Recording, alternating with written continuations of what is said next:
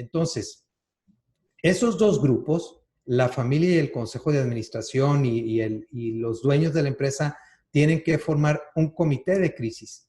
¿Y qué es un comité de crisis? Como viene aquí en esta lámina, el comité de crisis les va a ayudar a una gestión unificada ante la crisis, es decir, no que cada quien ande haciendo acciones por su lado. Las decisiones ahorita es importante la rapidez más que la precisión, entonces les va a ayudar a acelerar las decisiones y les va a ayudar a definir prioridades, que también no se trata de hacer una lista extensa, inmensa, con 5 que hagan, que sean viables, esas son las que hay que atacar. Ahora bien, ¿cuáles son sus funciones específicamente del comité?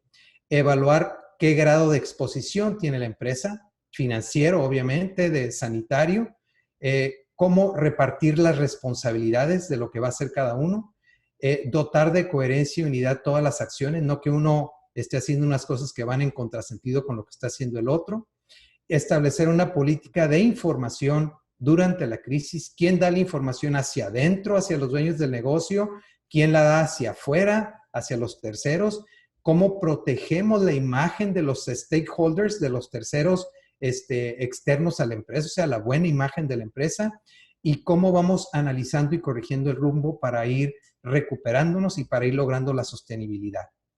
Y estos son los stakeholders, digo, porque es una palabra anglosajona, la usé en la lámina anterior. Tenemos los externos, que son los clientes, los proveedores, las instituciones financieras, mi competencia, el Estado, la sociedad. Y los internos, pues son los dueños, los directivos y mis trabajadores.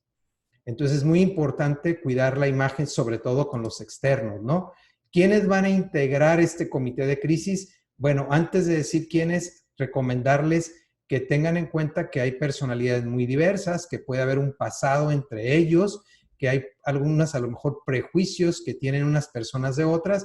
Entonces, tenemos que buscar un equipo que se pueda integrar, un equipo que pueda realmente atender la contingencia y abocarse a resolver, como ya les decía, con rapidez.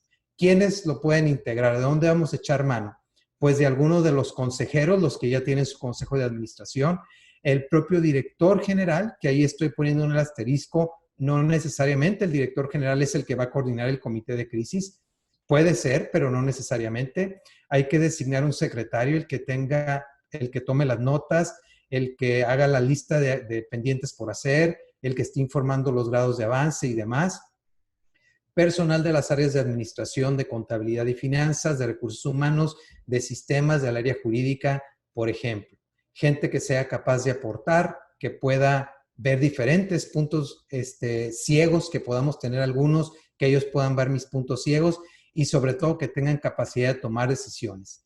Y aquí miren, hay 4 principios básicos para la gestión de la crisis, que son decisión, adaptación, ejecución y comunicación empática. Entonces, decidir con rapidez más que con precisión.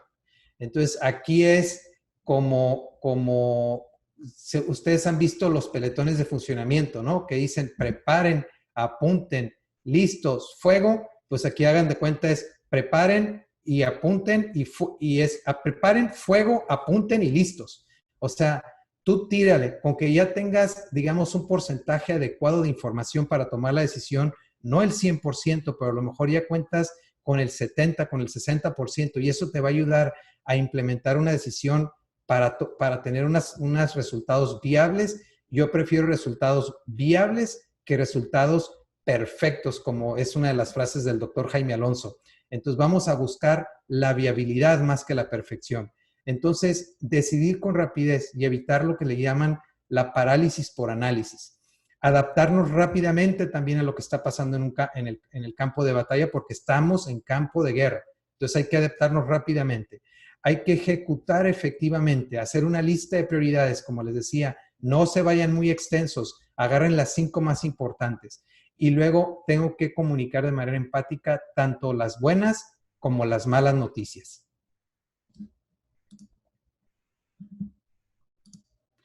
Y este es el proceso que vemos en la gestión de crisis. Decidir, hacer, evaluar, decidir, hacer, evaluar, decidir, hacer, evaluar. Entonces, evalúo los riesgos, pongo unos indicadores, los voy monitoreando, recibo retroalimentación, tomo las medidas correctivas, vuelvo a reevaluar el plan, adecuo los procesos y otra vez evalúo riesgos y es decidir, hacer, evaluar y eso se repite permanentemente. El líder ante la crisis, pues le va a tocar tomar decisiones difíciles. Ahorita cuando entremos ya en los campos de familia, empresa, propiedad, pues van a ver cómo hay algunas que le va a tocar al líder afrontarlas. Como por ejemplo una de ellas, pues a él le va a tocar hacerla de negociador y va a tener que buscar las mejores condiciones, las que sean las más óptimas para la empresa, para que la empresa se sostenga. Entonces le va a tocar negociar nuevas condiciones. Su rol principal pues va a ser el de ser un motivador, generador de optimismo, de confianza y mostrar empatía con los stakeholders, es decir, con los internos y externos. No se vale que yo por querer salir de la crisis pues yo pisotee y me quiera aprovechar de mis clientes y los precios los duplique, los triplique, que a mis proveedores les quiera dejar de pagar o les quiera incluso que me vendan por debajo de su costo. Que mis empleados, no sé, igual cometa yo con ellos actividades que no son las más justas con ellos. Entonces tenemos que ser empáticos también, ¿no? Con las necesidades que tiene el otro, porque así como yo estoy en crisis, él también lo está. Y obviamente pues se va a trazar un plan y él se va a asegurar de que se sigue el plan y la clave es comunicar, comunicar, comunicar.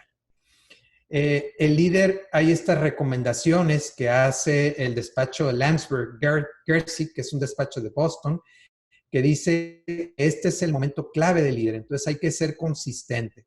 De los que nos están escuchando que juegan golf, ustedes saben lo importante que es el follow through, o sea, cuando golpean la bola, seguir todo el bastón hasta atrás para que la pelota no agarre un efecto de slice o un efecto de hook, ¿no? Entonces, igual en este actuar que va a tener el líder, tiene que ser consistente. O sea, no nomás dar el primer pasito y quedarse en la introducción, pero luego ya no siguió lo demás, ¿verdad? Nomás leyó la introducción del libro. Entonces, hay que ser consistente, hay que tener absoluta claridad en cuanto a cuáles son esas prioridades que yo les decía, listen 5, pero además la empresa tiene un propósito. ¿Cuál es el propósito de la empresa? Hay que ser guardián de la gobernanza. Si hay órganos de gobierno, ver que esos órganos de gobierno estén trabajando eficientemente. Hay que clarificar también los roles y las responsabilidades de las personas, delegándoles las tareas que a cada quien les van a competir en estos momentos de crisis. Y sobre todo, tener una visión integral, una visión amplia, holística, que incluya no nada más el salir ahorita de la crisis, sino también los planes de sucesión y contingencia, como lo vamos a ver más adelante. Carlos Dumois, que es presidente del CEDEM, él dice, el líder es responsable hasta sus últimas consecuencias por lo que hace o deja de hacer en la compañía. Es momento de líder para brillar, es momento de líder para hacer para lo que nació, para lo que se le escogió ocupar esa posición de liderazgo. Las etapas ante la respuesta de la crisis van a ser estas: durante la crisis, después de la crisis y más allá de la crisis. Algunos me dirán y con toda la razón, oye Armando, es que también hay antes de la crisis. Claro, hay antes de la crisis, sí, claro que hay una etapa que es antes de la crisis, nomás que ahorita ya estamos durante la crisis y la verdad es que la mayoría no tuvimos el tino de hacer la apuesta Pascal. Y desde que el 2015 Bill Gates hablaba de los virus, la verdad es que a todos nos cogió mayormente desprevenidos. Ya para la siguiente, claro que vamos a tener un antes de la crisis. Pero ahorita vamos a ver el durante la crisis. ¿Qué hacemos durante la crisis? Y son dos objetivos centrales: salvaguardar nuestras vidas y salvaguardar nuestro negocio. ¿Cuáles son los referentes básicos que vamos a usar para decidir en los tres elementos que hablamos: la familia, la propiedad y la empresa?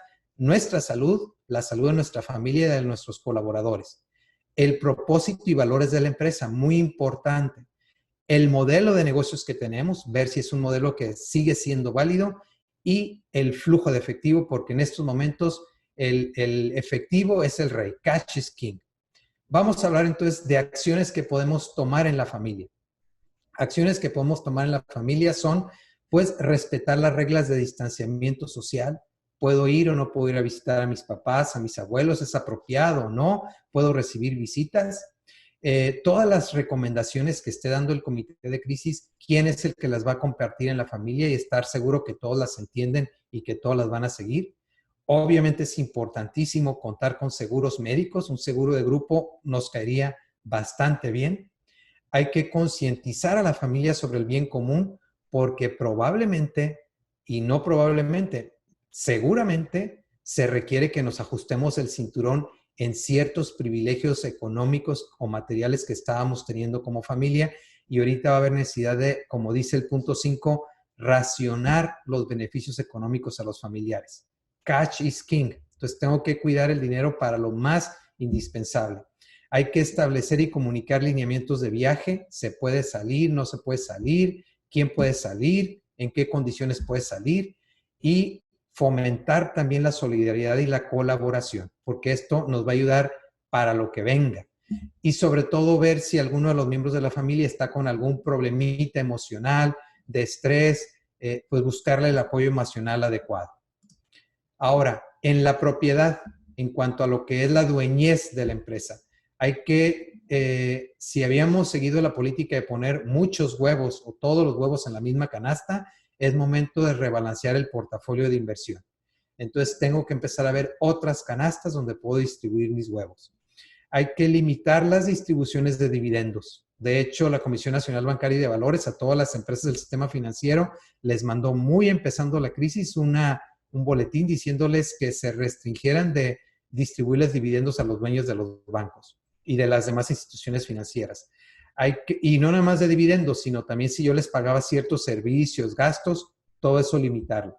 Hay que aumentar la frecuencia de las reuniones que tiene el Consejo de Administración para estar en sintonía entre los dueños y los que gobiernan la empresa. Y hay que etiquetar fondos líquidos que tengamos para adquirir activos que puedan ser estratégicos para nosotros y que ahorita los podemos comprar en valores muy atractivos, en precios atractivos. Consideraciones antes de ver las acciones de la empresa. Algunas consideraciones en la empresa. Tenemos que tomar en consideración 8 temas. Los segmentos de clientes, si son clientes al mayoreo, menudeo, público doméstico o le vendo al extranjero. ¿Cuál es mi propuesta de valor? Los canales de distribución que tengo y canales de comunicación, mi relación con el cliente, flujo de efectivo otra vez, los recursos y actividades clave, la red de socios estratégicos y mi estructura de costos. Con eso en mente, ¿cuáles acciones son las que vamos a tomar? Vamos a elaborar presupuestos más de corto plazo. Todas las empresas tienen su presupuesto de todo el año 2020, pero ese ya no les va a funcionar. Entonces hay que hacer un presupuesto por lo más largo de 3 meses, si no es que los podemos hacer más cortos para estarlos monitoreando en el corto plazo. Reducir costos y gastos va a ser el enfoque que vamos a tener en la empresa. ¿Cómo ahorramos? Entonces, ¿cómo reducimos costos y gastos? Posponer inversiones que no sean prioritarias, es decir, atender lo indispensable primero. Si tengo cuentas por cobrar que tienen muchos días de maduración, entonces ver si puedo acudir a una posibilidad de descontarlas, ir a un factoraje financiero. Tener empatía con clientes, con proveedores y comunidad. Como les decía, no nada más yo estoy en crisis, también mi cliente, también mi proveedor y también la comunidad. Contratar coberturas cambiarias si es que estoy expuesto a riesgos por tipo de cambio. Velar por la continuidad del negocio, es decir, cuidar mi cadena de suministro. Los almacenes, las bodegas, los tiempos de entrega, los tengo que ajustar para que me llegue just in time la mercancía y la pueda tener disponible para el cliente. Y también, por otro lado, establecer y comunicar los protocolos para un regreso seguro a los centros de trabajo. ¿Cuáles van a ser? Si mi empresa es con actividades indispensables, son unos protocolos, si son unas reglas, digamos, desde el punto de vista federal. Si no me considero indispensable, son otras reglas. Entonces, todo esto, ¿cómo le hacemos? ¿Quién se va a quedar todavía en casa? ¿Cuántos días van a venir? Los que van a venir, ¿qué reglas tienen que cumplir para subirse al elevador, para las horas de comida? ¿Cómo se van a espaciar en el comedor? Etcétera, etcétera. Si les tomo la temperatura cuando lleguen al negocio, todo lo que ustedes seguramente, o mucho de ello, ya están haciendo en sus empresas.